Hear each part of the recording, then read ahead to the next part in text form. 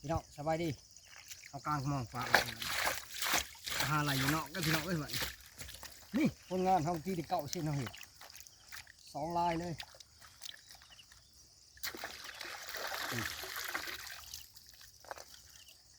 บ้านนวลจันทร์พี่น้องหรือว่าอันแรกหลายพื้นที่ห้องเนาะบ้านห้องปักกิ่งนะบ้านนวลจันทร์เอาทำเกิดมาในป่าเฮ้พี่น้องไปฝุ่นเรื่อยพี่น้องหาไหลเอาหวานกลางชำนี้ได้นี่พี่น้องนี่ไม่ได้ไหลได้นี่ป้าตัวน้องแต่เอากลางฟ้าไว้รอบนี้อาจจะเป็นมือแรง5 โมงแรงหรือ6 โมงลงมาจะเป็นย่ำเลย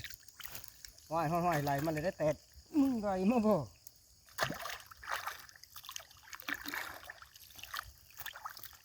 อันนี้มองมัน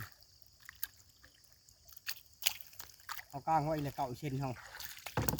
ผลงานเก่าเช่นเขา2 ลายเขาได้ตอนนี้กลางไว้อีกเลยพี่น้องเลย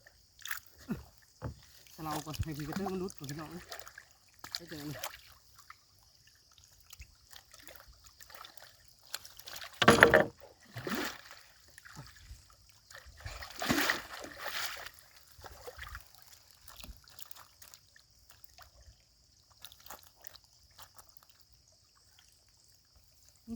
ถือทางลังกูได้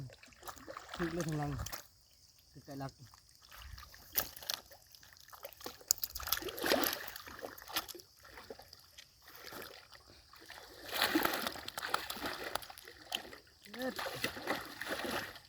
ป้าบ่จะเอาลงไปของเลยเมื่อเล่นหวานเลยนะถือป้าแล้วเอาลงไปของหน่อยดึกลูก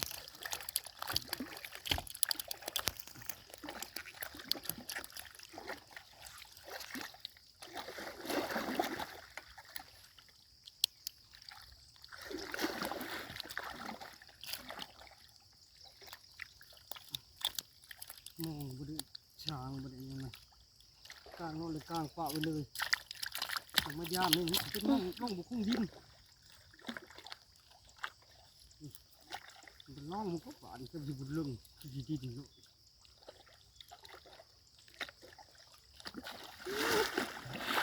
โอ้ยดิน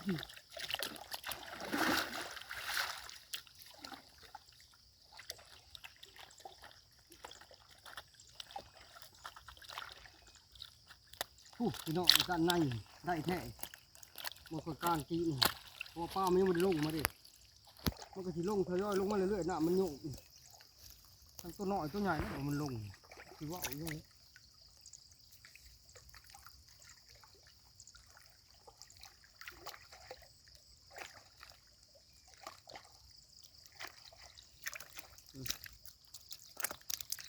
คือได้ทุกคนเลย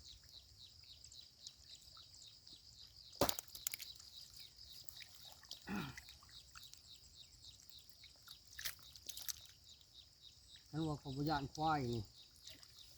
กลางปลาไว้อยู่ในเขาก็ได้จะเล็กปลาจะเป็น15 ไหลแล้วเป็นไง